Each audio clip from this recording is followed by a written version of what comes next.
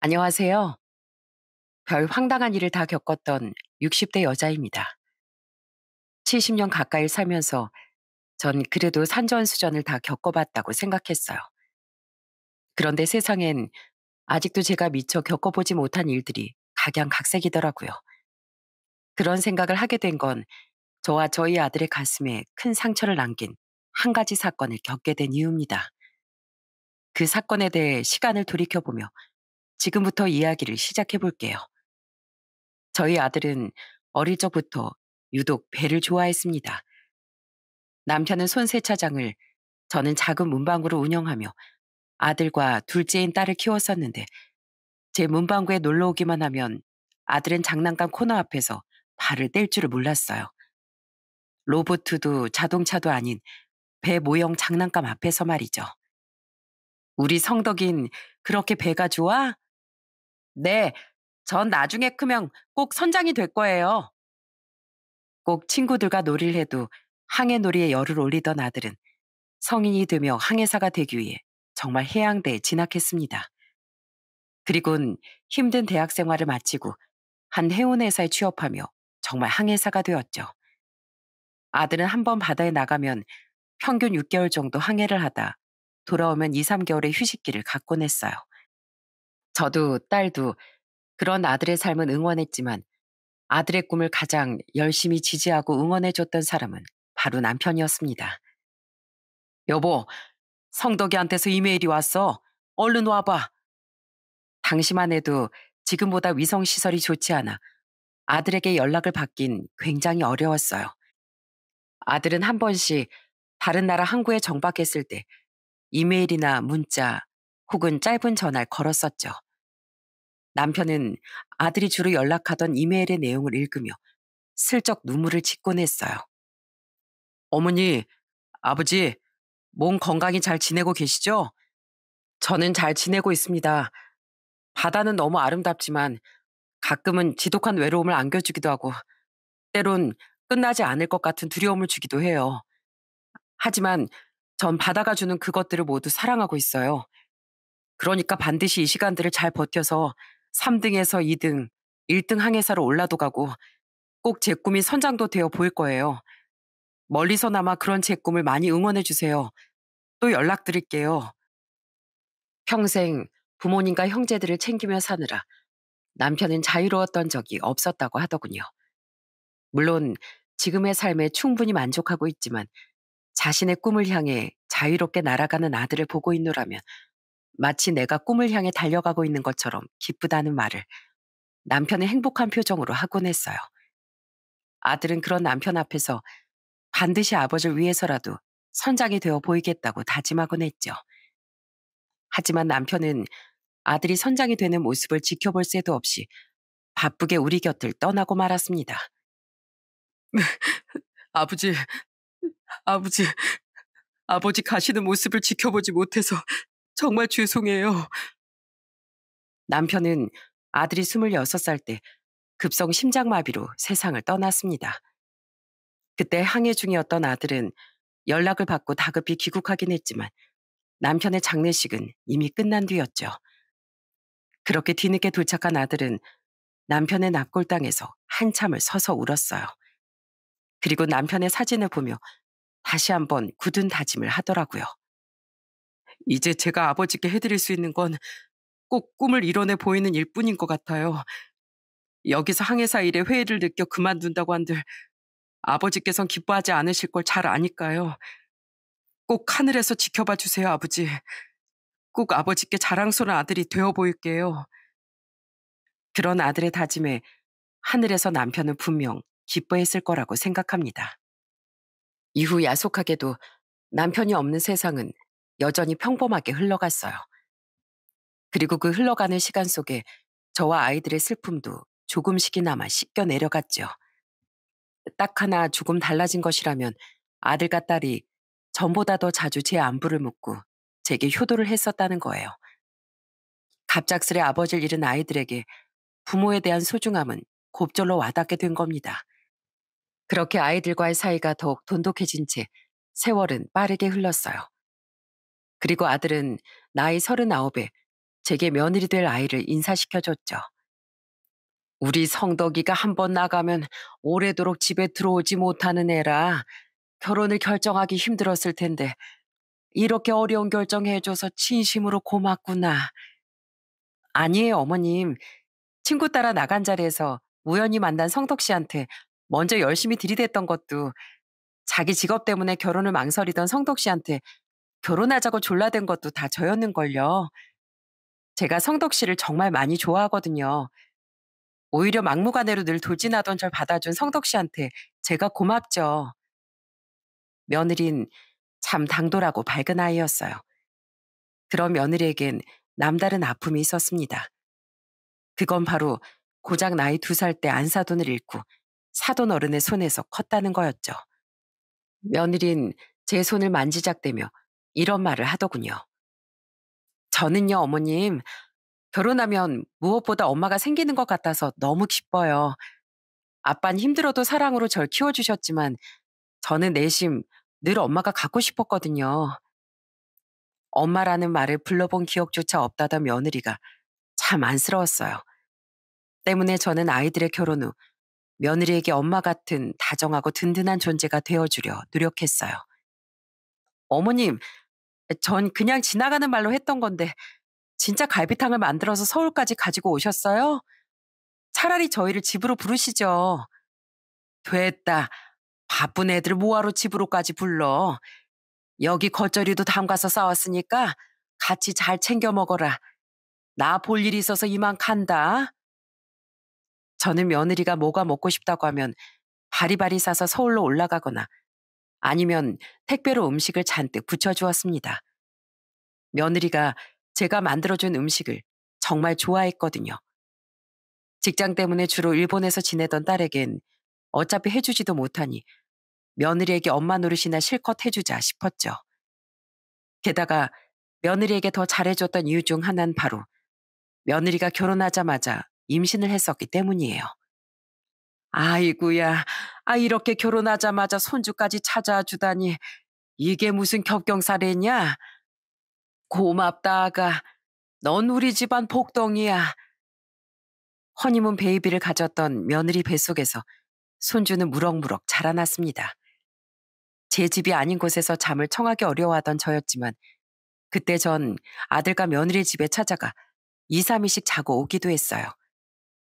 아무리 노력한다고 한들 직업 특성상 아들은 임신한 며느리 옆에 계속 붙어 있을 수가 없었잖아요. 결국 아들은 며느리를 두고 또다시 몇 개월간의 항해를 떠나야 했습니다. 그때 저는 아들 대신 임신한 며느리를 챙겨주고 집안일도 봐주기 위해 불편함을 감수했던 거죠. 사돈 어른은 저보다도 서울에서 훨씬 먼 지방에 사셨고 운영하던 문방구를 막 정리했던 저와 달리 사돈 어른은 여전히 작은 사업체를 운영하고 계셨거든요. 챙겨줄 사람 하나 없는 며느리에게 저는 돌아가신 안사돈 대신 친정엄마의 역할을 해주고 싶었던 거죠. 물론 며느리가 불편해하면 그러지 못했겠지만 며느리는 오히려 저에게 몇 밤씩을 더 자고 가라고 졸라대곤 했어요. 감사해요, 어머님. 어머님 덕분에 외로움도 줄어들고 몸도 많이 편해요. 진짜 친정엄마가 살아계셨으면 이런 느낌이 아니었을까 싶다니까요. 어머님, 저 오늘은 순대 먹고 싶어요. 아니, 저 말고 우리 아기가 먹고 싶대요. 순대? 아이, 알겠어. 어차피 이따 시장 보러 잠깐 나갔다 올 테니까 그때 사다 놓으마. 어머님 최고. 어머님, 저 떡볶이도요. 떡볶이랑 순대 내장도 많이 많이요. 다행히 아들은 며느리가 만삭 때 항해해서 돌아왔습니다. 그렇게 결혼한 이듬해 며느린 건강한 손주를 낳았어요. 저뿐 아니라 그때 멀리 사시던 사돈 어른도 일본에 있던 저희 딸까지도 찾아와 며느리를 축하해 주었죠. 성덕이 너 휴직을 조금 더 오래 할 수는 없는 게냐? 애미가 많이 힘들어 할 텐데. 저도 집사람한테 너무 미안한데 이게 최대한 늦춘 거예요. 지금 저희 회사 1등 항해사 인원이 부족한 상태라서요. 아들은 복귀일을 늦추고 늦췄지만 며느리가 손주를 낳은 지 4개월 만에 다시 항해를 떠나야 했습니다. 그렇게 아들이 떠날 날이 다가오던 어느 날 저는 한동안 또 연락도 자주 못할 아들도 보고 며느리와 손주도 볼 겸 오랜만에 서울에 올라갔어요. 그런데 그때 두 아이가 제게 어려운 표정으로 부탁을 하더라고요. 저, 어머니, 혹시 오늘도 전처럼 주무시고 가실 거예요? 그럴 생각은 없었다만, 왜, 자고 가랴? 그래, 그럼 내가 자고 가면서 애도 봐줄 테니까 둘이 놀러라도 다녀올래? 곧 너 또 바다로 나갈 텐데 그 전에 애미랑 둘이서 시간 좀 보내면 좋겠구나. 그게 아니고요. 어머니 이제 전만큼 저희 집에서 자는 거 많이 안 불편하시죠? 좀 익숙해지지 않으셨어요? 아무래도 그렇지. 꽤 여러 번 자고 갔으니까.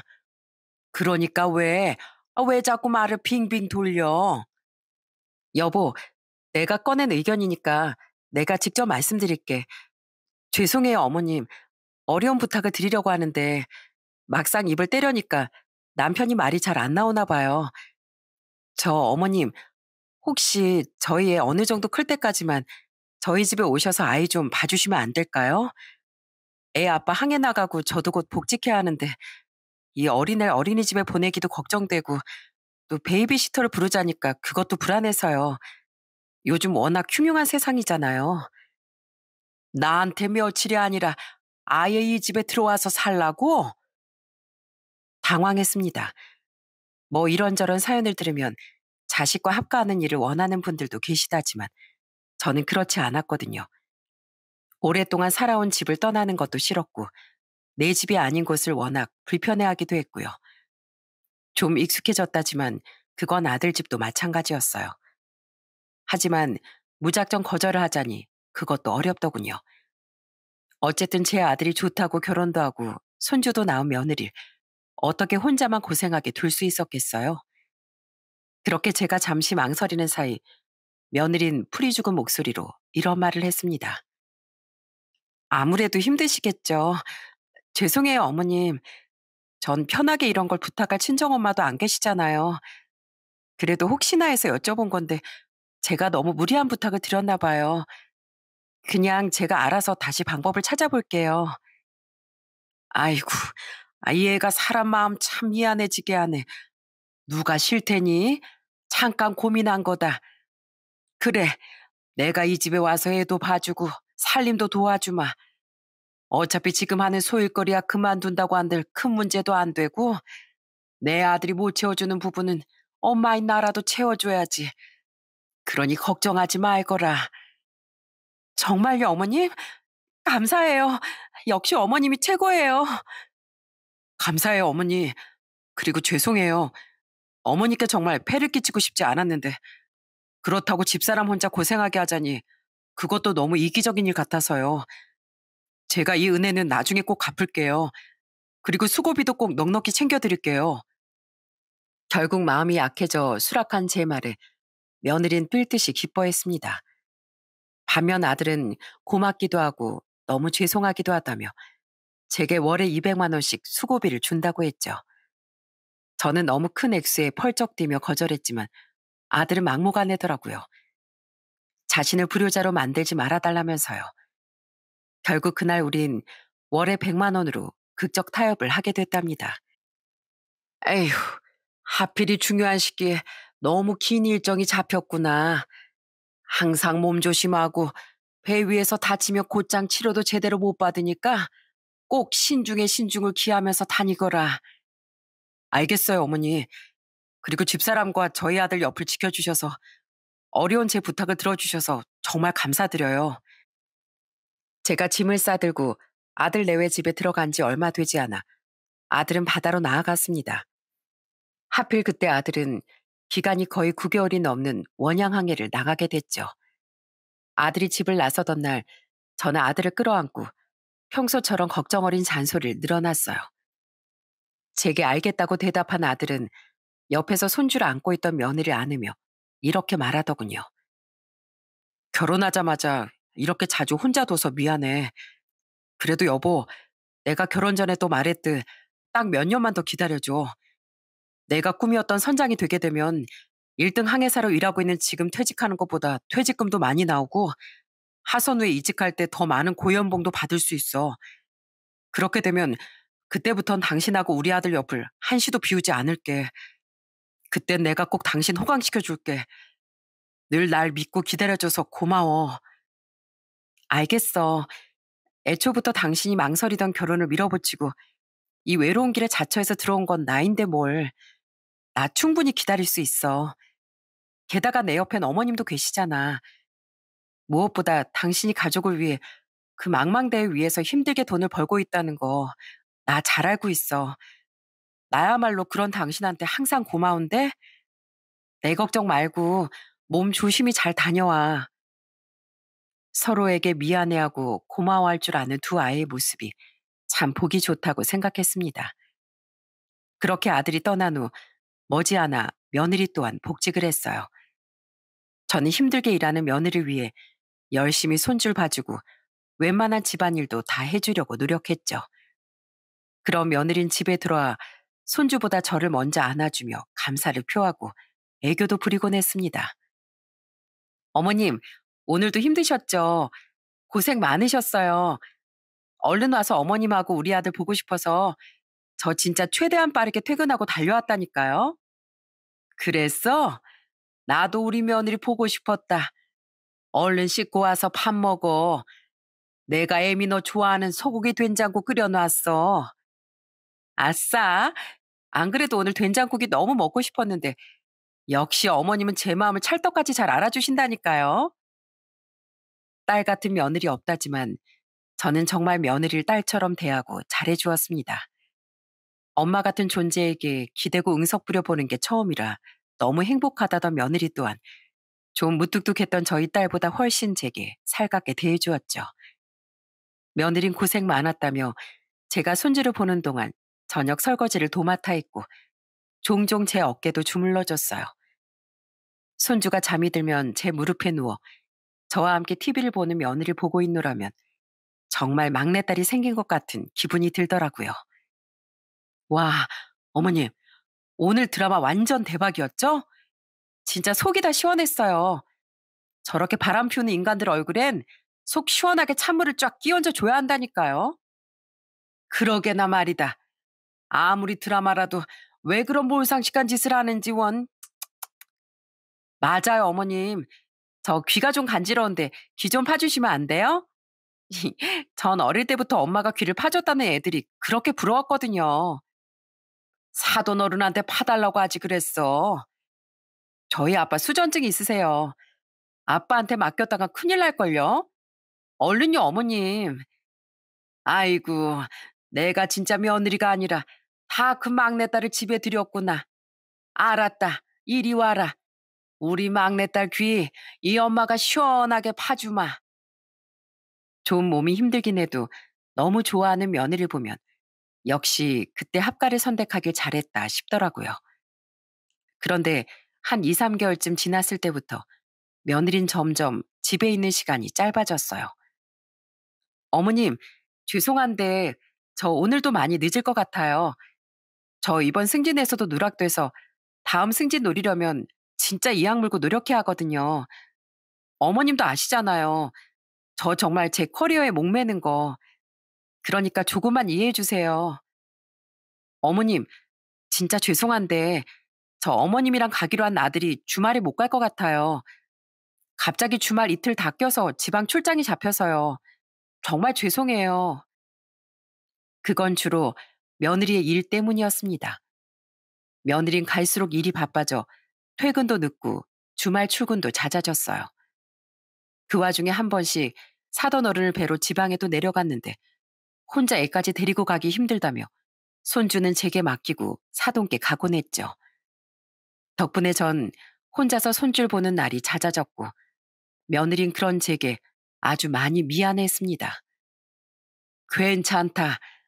젊은 사람 일하고 싶을 때 실컷 일도 하고 부모님도 당연히 뵈러 가야지. 너무 미안해하지 말거라. 솔직히 힘들긴 했지만 저는 며느리를 이해해줬습니다. 만약 입장을 바꿔서 제가 딸과 함께 살고 있었다면 어땠을까 생각해봤거든요. 며느리가 제 며느리가 아니라 진짜 제 딸이었다면 전 툴툴대긴 할지언정 일 욕심이 많은 자식의 사회생활을 응원해 줄 것 같았어요. 저와 동년배 시청자분들께서도 자식의 일이라면 그렇게 대부분 발벗고 나서시지 않나요? 그랬으니 저는 며느리도 딸처럼 생각하고 다 이해해 주기로 한 겁니다. 부모된 마음으로요. 어머님, 죄송해요. 제가 오늘도 갑자기 회사에 나가볼 일이 생겨서요.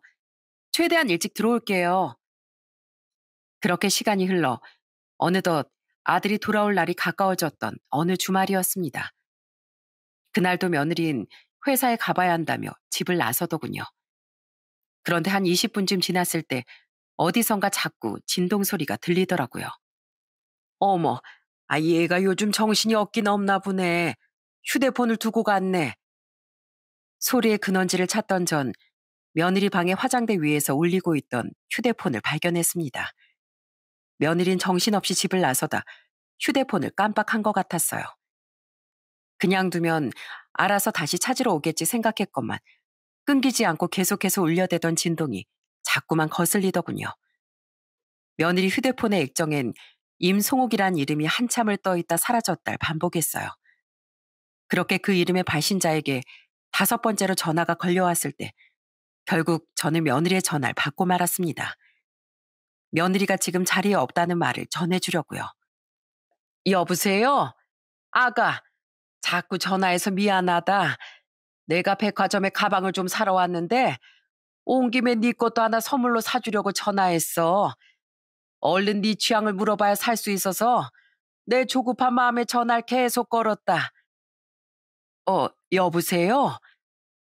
그런데 나이 든 여자의 목소리를 휴대폰 너머로 듣는 순간 느낌이 싸하더군요. 며느리에게 가방을 사주려 전화를 걸었다는 여잔 제 며느리를 아가라고 불렀거든요. 우선 저는 목을 가다듬은 후 그 여자에게 제 신분을 밝히려고 했어요. 그런데 이어진 그 여자의 말을 듣고 순간 벙이 찌더라고요. 어? 이거 이서영 씨 휴대폰 아닌가요? 이상하다. 맞는데. 우리 며느리 되려 어머니신가요? 그 우리 며느리와 함께 살고 있다던? 네? 며느리요? 아니, 제 며느리가 왜 그쪽 며느리랍니까? 우리 며느리한테 친정 어머니가 안 계시고요. 제가 며느리랑 같이 살고 있는 시엠인데요. 예? 그게 무슨 소리세요? 우리 며느리한테 왜 같이 사는 시어머니가 걘 분명 4년 전에 사별했다고 했는데 제가 곧 서영이 시어머니 될 사람인데요. 우습게도 그 여자와 전 서로가 며느리의 시어머니라고 말하고 있었습니다. 순간 직감했어요. 아, 며느리에게 엄청난 비밀이 숨겨져 있구나. 며느리가 바람을 피웠구나 하고 말이죠. 그런데 그 순간 현관문 도어락을 누르는 소리가 들리더군요. 아마 휴대폰을 가지러 온 며느리인 것 같았기에 저는 황급히 잠깐 끊어보라는 말을 하곤 전화를 끊었습니다. 그리곤 급하게 외운 그 사람의 번호를 제 휴대폰에 입력시키자마자 며느리가 방으로 들어왔어요. 어머님, 제가 휴대폰을 두고 가서요. 근데 제 방에서 뭐 하세요? 아, 잠깐 네 베개 좀 베란다에서 털고 다시 가져다 놓으러 왔다. 안 그래도 화장대 위에 네 휴대폰이 있길래 가지러 오려나 싶었어. 자, 여기 있다. 감사해요. 제가 요즘 회사 일이 바빠서 이렇게 정신이 없다니까요. 다녀올게요. 다행히 상황을 무사히 넘긴 전 며느리가 다시 나가자마자 얼른 그 번호로 전화를 걸었습니다. 우린 둘 모두 여전히 어리둥절한 상태였어요. 그러니까 그쪽이 우리 며느리 시어머니 될 사람이라고요? 내 며느리가 자기가 사별하고 친정엄마랑 둘이 살고 있다고 했다 이거죠? 그렇다니까요. 근데 그쪽이 시어머니라니 내 기가 차서 진짜. 저기 이렇게 통화로 이러지 말고 우리 잠시 만나죠. 어디 계세요? 제가 직접 그쪽으로 가겠습니다. 답답해서 밑을 노르시던 전 참지 못하고 직접 그 여자를 만나 그 여자가 말한 카페로 향했어요. 어린 손주를 맡길 곳이 없어 직접 안고서요. 그곳에선 딱 봐도 명품인 것 같은 옷으로 머리부터 발끝까지 치장해 있던 저와 동년배인 여자가 절 기다리고 있더라고요. 그리고 그때부터 우린 서로 몰랐던 진실에 큰 충격을 받고 말았어요. 그쪽이 아까 제 며느리한테 전화했던 임송옥이라는 분이시죠? 예, 맞습니다. 근데 그 앤 제 손주입니다. 제 아들, 그리고 같이 살고 있는 제 며느리가 낳은 이제 막 돌진한 손주요. 제가 아들 집에서 손주를 봐주고 있는데 애 맡길 곳이 없어서 이렇게 데리고 나왔어요. 예? 그 기집애한테 애까지 있었다고요? 이게 대체 뭔 난리야? 그 여잔 제 품에 안긴 손주를 보고 또 한 번 기함을 했습니다. 저는 우선 흥분된 마음을 가라앉히고 아들과 며느리가 언제 결혼해서 언제 아이를 낳았고 저와 며느리가 어떤 관계인지 모두 설명해 줬어요. 그 여자에게 자세한 진실을 듣고 싶은 만큼 제 얘기를 먼저 해줘야 할 것 같았거든요. 하지만 그 여잔 불끈 진 두 주먹을 부들부들 떨기까지 하며 며느리의 추악한 실체를 말해줬습니다. 고작 결혼한 지 2년 좀 더 지난 주제에 감히 사별을 했다고 거짓말을 해? 그쪽 며느리 3년 전 이혼한 내 아들하고 진지하게 만난 지 6개월이 넘었습니다. 무슨 돌아온 싱글 인터넷 카페인지 뭐인지에서 만났대요. 이혼하거나 사별한 사람들만 가입해서 얘기 나누는 카페예요. 그리고는 허구한 날 퇴근하면 우리 아들 만나서 저녁 먹고 주말엔 여행도 다니던 애였는데 어떻게 유부녀라고 우리가 생각할 수 있었겠어요? 저한텐 회사 간다, 친정 간다 하고 나가더니만 그게 다 바람 피우러 다녔던 거였습니까? 어린 아들은 시애미 나한테 맡기고서요. 아니 근데 무슨 고작 6개월 만난 사이에 서로 재혼을 한다 만다고 부모까지 만났답니까? 그게 이런 말 하긴 좀 부끄러운데 우리가 손주가 좀 급해서요. 아들이라고 외동아들 하나인데 전 며느리 내도 없이 바람 피워서 우리 아들한테 이혼당했거든요. 우리 남편이 고위관료직도 지낸 사람이라 집에 명예도 있고 돈도 많은데 대를 이을 손주가 없으니 아들도 우리도 마음이 급했던 거죠.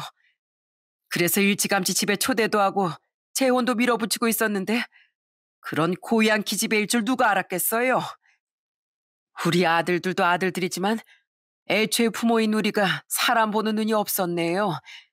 그런 잡것을 며느리 예비 며느리랍시고 이렇게 딸처럼 챙겨주고 선물도 해주고 하며 살았으니까요. 내가 저한테 어떻게 해줬는데 어떻게 나랑 우리 아들 뒤통수를 이렇게 칠 수 있답니까? 차라리 그 여자 아들이 제 며느리와 똑같은 버러지였으면 욕짓거리라도 해줬을 테지만 그 여자도 그 여자의 아들도 피해자인 것 같더군요. 그러니까 며느린 아들이 없는 사이 제게까지 거짓말을 하며 손주는 제게 맡기고 바람을 피우고 다녔던 거예요. 심지어 상간남 부모에게 시어머니, 시아버지 대접까지 해주면서요. 믿어도 너무 믿었던 며느리의 배신에 정말 이가 바득바득 갈렸습니다. 오늘도 회사에 간다는 말을 하고 나갔다고요? 그 앙큼한 것이 또 거짓말을 했네요. 우리 아들이 오늘 걔를 만나러 간다고 했었거든요.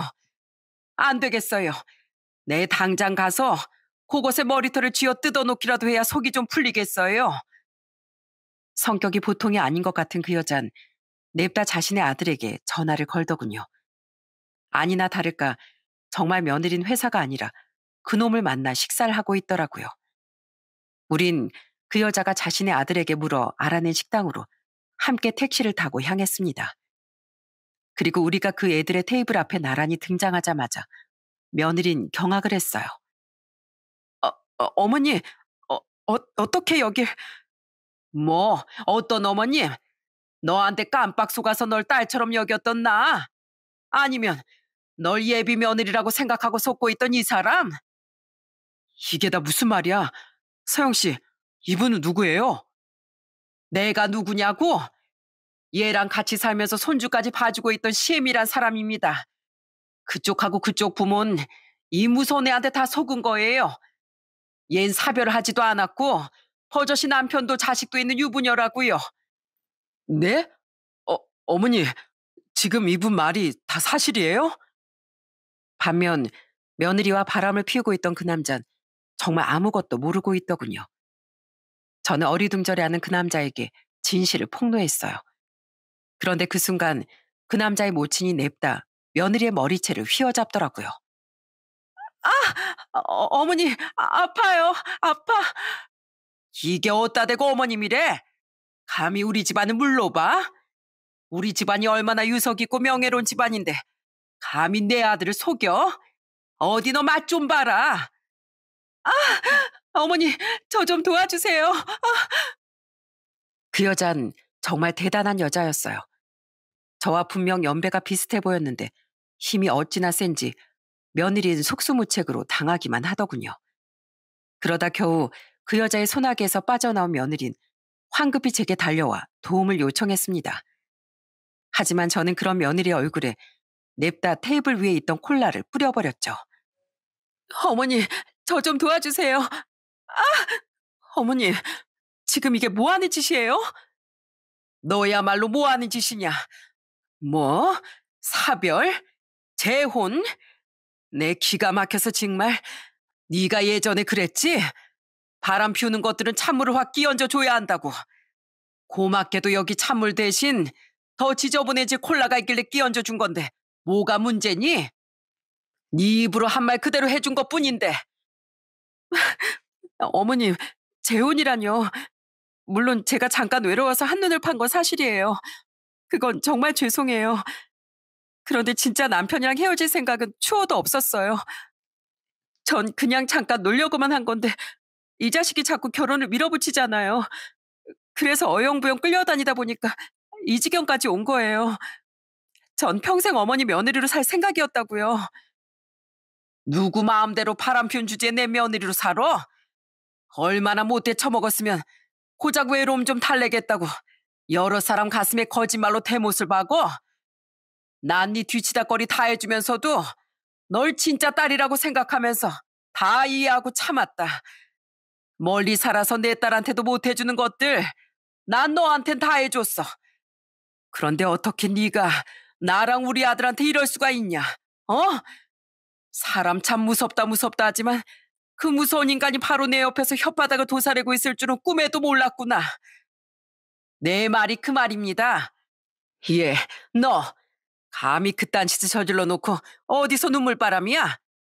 내 살다 살다 너처럼 무서운 앤 처음 본다. 그리고 진호 너 앞으로 차라리 여자는 우리가 선을 주선하든 해줄 테니까 네가 직접 나서서 누굴 만날 생각은 추호도 하지 마라. 알았어? 어쩜 이렇게 여자 보는 눈이 꽝이니? 전 며느린 바람을 피워서 집을 나가더니만 이제 나의 가정 있는 여자를 만났어? 아휴, 내 팔자야, 내 팔자야. 뻔뻔한 말을 내뱉으며 우는 며느리를 향해 기가 찬 듯 상간남의 모친이 가슴을 내리쳤습니다. 자신의 모친에게 욕을 들어먹은 그 남잔 냅다 며느리의 손을 잡더니 그 손에 끼워져 있던 금반지를 빼가며 소리쳤어요. 야, 이서영, 너 뭐야? 감히 유부녀 주제에 나랑 우리 부모님을 속여? 그리고 결혼 생각도 없었다면서 오늘 내가 끼워준 이 반지는 왜 받았어? 왜, 나중에 몰래 팔기라도 하려고 했냐? 그건 어차피 진호 씨 당신한테 이 정도는 그냥 껌값이잖아. 아무리 껌값이든 뭐든 간에 너 같은 여자한테 10원짜리 한 장 못 줘. 야, 너 인생 그렇게 살지 마. 진심으로 널 만나고 대한 사람 순정을 이딴 식으로 짓밟는 건 짐승만도 못한 짓이야. 그 남잔 며느리에게 침을 뱉는 신용까지 한 뒤 씩씩대던 자신의 모친을 데리고 식당을 나가버렸습니다. 완전히 만신창이가 된 며느린 사람들 시선이고 뭐고 제게 매달렸어요. 어머님, 저 어머니 막내딸이나 마찬가지라면서요. 저 진짜 이렇게 내치실 거 아니죠? 우리 아들, 이렇게 어린 우리 아들이 엄마 없이 자라면 얼마나 서럽겠어요. 그 서러움은 누구보다 제가 잘 알아요. 저 한 번만 용서해 주시면 앞으로는 진짜 잘하면서 살게요. 엄마도 엄마 나름이지. 난 네가 우리 손줄 제대로 챙기지 않았어도 일 때문에 바쁘니까 그럴 수도 있다고 수도 없이 이해하려고 노력했다. 그런데 일도 아니고 바람을 피우느라 지 자식같이 내팽개치고 다닌 네가 애 옆에 남아있다고 한들 좋은 엄마가 되겠니? 난 더 이상 널 못 믿겠다. 그건 솔직히 어머니께 돈도 드렸는데 그럼 애는 좀 아껴도 되는 거 아니에요? 그래서 애한테 신경을 좀 덜 쓴 거죠. 뭐라고? 솔직히 저 어린이집은 못 믿었다 치더라도 베이비시터는 고용비가 아까워서 어머니께 부탁드린 거예요. 어머님이 와주시면 공짜로 애도 봐주고 집안일도 해주실 테니까요. 그래서 제가 괜히 친정엄마 얘기까지 하면서 어머님 마음을 움직여 보려고 한 건데 그때 제 남편이 한 200씩 드린다는 말을 듣고 정말 기겁했었어요. 겨우 100으로 줄여지긴 했지만 그것도 아까워서 혼났다고요. 누가 자식애를 봐주는데 돈을 받아요? 안 그래요? 그럼에도 불구하고 나름대로 설거지도 도와드렸는데 그러면 평소엔 독박육아 좀 하셔도 되는 거 아니에요? 정말 네가 진짜로 어떤 애였는지 알면 알수록 놀랐구나. 너희 여태 그런 음흉한 마음을 가지고 살았어? 난 나 불편한 거 다 감수하고 정말 널 위해서 합갈했던 거다. 그 100만 원?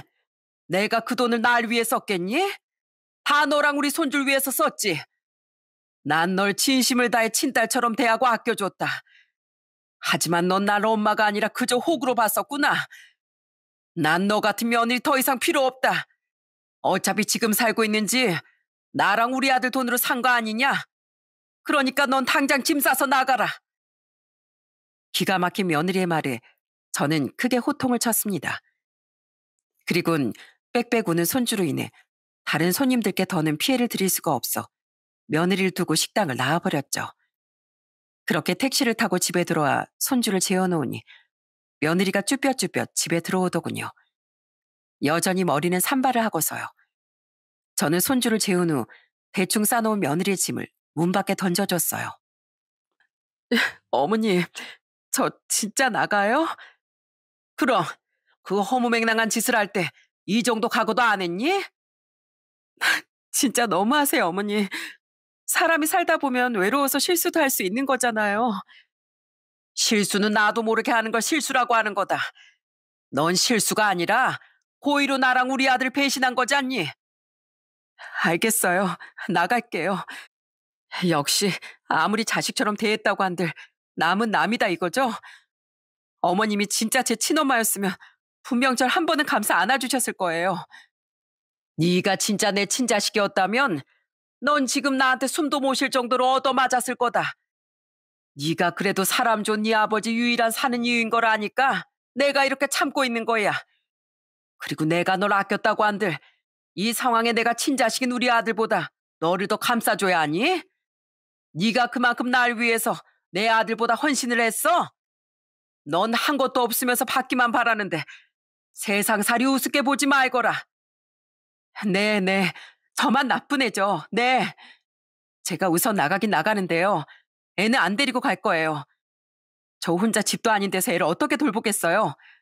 혼자 애 보기 힘들다고 저한테 전화나 하지 마세요. 며느린 결국 말 같지도 않은 말을 늘어놓으며 집을 나가버렸습니다. 애초에 애한테 별로 관심도 없던 며느리에게 손주를 함께 들려보낼 생각도 없었지만 정말 기가 막히더라고요. 엄마라는 애가 애를 그렇게 쉽게 두고 간다니 말이죠.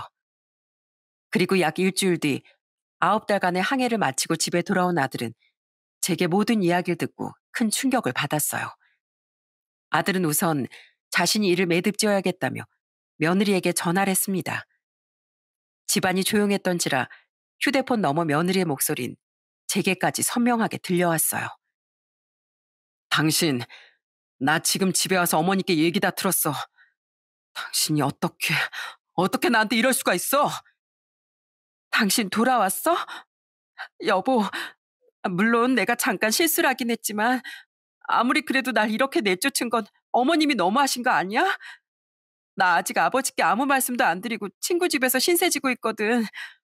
그러니까 당신이 어머님 좀 설득해주고 나도 한 번만 용서해줘. 나 그동안 진짜 충분히 벌도 받았어. 뭐? 있지. 그놈 엄마 진짜 보통 성질머리가 아니더라. 일주일 전에 식당에서 내 머리털을 그렇게 다 뜯어놓더니 며칠 전엔 우리 회사까지 찾아와서 또 한 번 난동을 부리고 갔어. 아무리 생각해도 분통이 터진다면서 말이야. 그래서 나 회사에서도 완전 찍히고 망신 제대로 당했다니까. 나 너무 창피해서 지금 계속 병가 써서 회사도 쉬고 있어. 들어보니 며느린 그 여자에게 다시 한번 제대로 응징을 당한 모양이었어요. 며느린 한심하게도 그걸로 자신이 받을 죗값은 다 치렀다고 생각하고 있더군요. 게다가 더 기가 막히게도 며느리 모든 탓을 아들에게 돌리기까지 했어요. 그리고 솔직히 내가 바람핀 거 따지고 보면 다 당신 때문 아니야? 그게 나 때문이라고? 그래, 당신 솔직히 결혼하자마자 날 얼마나 외롭게 했어. 한 번 바다에 나가면 몇 개월씩 못 돌아오고 연락도 잘 안 됐잖아. 내가 오죽 외로웠으면 그런 카페 가입해서 남자까지 만났겠냐고. 내가 이렇게 된 데는 당신 책임도 있으니까 당신 나를 한 번은 봐줘야지. 진짜 엄청난 궤변이다. 난 분명 연애 시작하기 전에도 연애 중에도 당신한테 얘기했어. 내 직업은 이런 직업이니 여자를 쉽게 만날 수도 없고 결혼도 쉽게 생각할 수 없다고. 그런데도 불구하고 다 괜찮다고 결혼을 밀어붙인 건 당신이잖아. 근데 이제 와서 외로워서 바람을 피웠다고? 심지어 애는 우리 어머니께 다 맡기고? 당신은 그저 당신 욕망에만 이기적으로 충실한 사람이었을 뿐이야. 막상 결혼해보니까 더 외로운 걸 어떡해.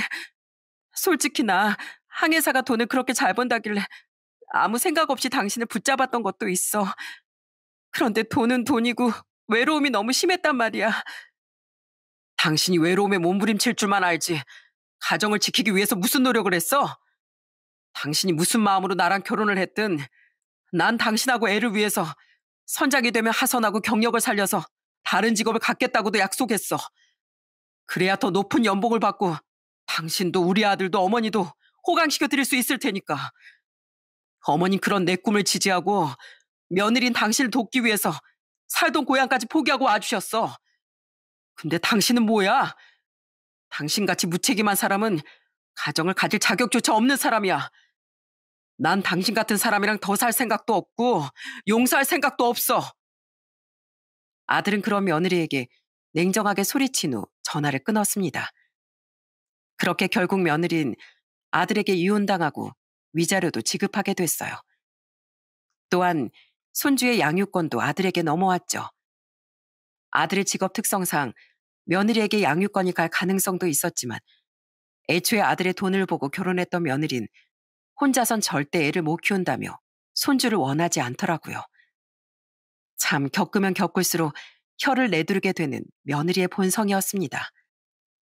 비록 며느리와 바람을 피운 사이이긴 하지만 상간남 또한 피해자였기에 아들은 그 남자에겐 위자료를 청구하지 못했어요. 하지만 역으로 그쪽에서 며느리에게 정신적 위자료 청구 소송을 걸었더군요. 며느리가 상간남과 그 집안을 기만한 것은 사실이었기에 결국 며느리는 그들에게 소액이나마 위자료를 줘야 했다고 해요. 애엄마랑 같이 아는 사이인 지인이 그러는데 애엄마 결국 자기 발로 회사도 그만뒀대요. 하도 눈치가 보이고 따돌림까지 당해서요. 그리고는 혼자 살던 원룸을 빼서 장인어른 댁으로 들어갔다네요. 이혼이 마무리된 뒤 아들은 지인에게 들은 전 며느리의 근황을 제게 알려줬어요. 그리고 몇 달 뒤 전 사돈 어른이 제게 전화를 걸어 진심 어린 사과를 하시더라고요. 고서방한텐 진즉 전화해서 사과를 했습니다만 안사돈께 너무 늦게 전화를 드려 죄송합니다. 평소 저희 딸을 친딸처럼 아껴주신 안사돈께 차마 염치가 없어서 전화조차 드리지 못했어요. 저희 딸 지금 다시 서울이든 어디든 가서 일을 구할 생각은 전혀 하지도 않고 맨날 방에 틀어박혀서 울면서 신세 한탄만 하고 있습니다. 에휴, 뭘 잘했다고 저러고 있는 건지 참 답답할 노릇이에요. 그래도 어쩌겠습니까? 애 엄마 일찌감치 보내고 그 미아오기야 길은 하나뿐인 자식인데 어떻게든 정신 차리게 해봐야죠. 아무튼 안사돈 늦었지만 정말 죄송했습니다.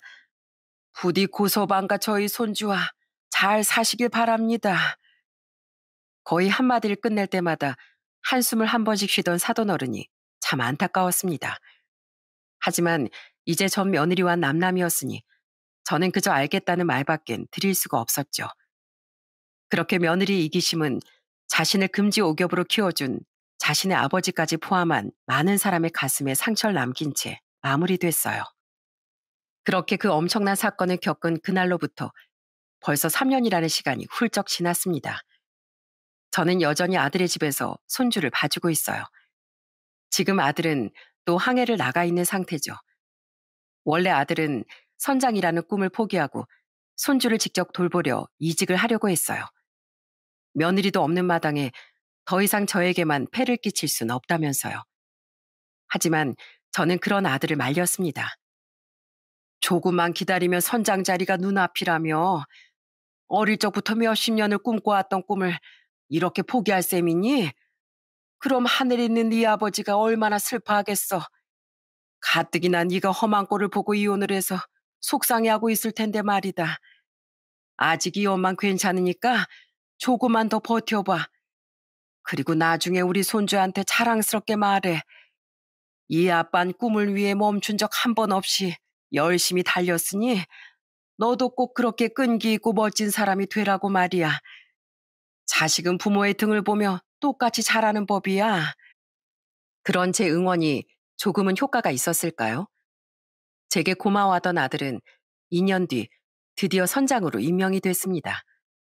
어릴 적부터 그토록 바랐던 꿈을 이룬 거죠. 그런 아들이 어찌나 자랑스럽던지 저는 아들을 얼싸안고 울기까지 했어요. 소식을 듣고 일본에 있던 딸도 전화를 걸어 아들에게 축하를 아끼지 않더라고요. 그 후 아들은 선장으로 일하며 도선사 시험 준비를 병행하고 있습니다. 시간이 좀 걸릴지라도 시험에 붙으면 그땐 정말 하선한 뒤 도선사로 일하며 아들과 제 곁을 지키며 살 거라네요. 어머니 말씀대로 선장은 제 오랜 꿈이었어요. 하지만 이미 그 꿈을 이뤘고 저에겐 그 꿈이 아닌 다른 살아갈 이유도 생겼잖아요. 바로 제 아들이요. 어차피 이혼하기 전에도 선장이 되면 하선하려고 했었으니까 시험에 붙으면 이젠 제 아들과 어머니 옆을 지키면서 살고 싶어요. 누구보다 다정하고 책임감 강하던 아버지처럼요. 저는 이렇듯 늘 자신이 목표한 바를 위해 열심히 달려나가며 가족을 사랑할 줄도 아는 아들을 엄마로서 오래도록 지켜주고 도와줄 생각입니다. 그리고 이젠 제법 큰 우리 손주에게도 건강히 받쳐주는 한 오래도록 든든한 할머니로 남아주고 싶어요. 제 전 며느린 자신이 너무 쓸쓸해서 그런 짓을 저질렀다고 말했었죠. 그 공허한 외로움을 견디지 못했다고요. 그리고 그건 아주 이기적인 핑계였다고 생각합니다. 보통의 연인 사이였다면 외로우면 헤어지면 되죠. 하지만 며느린 엄연히 결혼을 했고 자식도 있는 유부녀 아니었습니까? 그런 도의적 책임을 모두 외면하고 심지어 아들이 없는 동안 외로움을 토로할 저도 옆에 있었음에도 불구하고 며느린 자신의 욕망을 채우기 위해 그런 짓을 했던 거예요. 여러분, 자칫 비슷하다고 착각할 수도 있지만 허기진 욕망과 극심한 외로움은 명확히 다른 존재라고 생각합니다. 그러니 혹시 바람을 피우고 저런 이기적인 핑계를 대는 사람이 있다면 절대 흔들리지 말고 꼭 여러분의 인생 밖으로 내쫓으시길 바랍니다.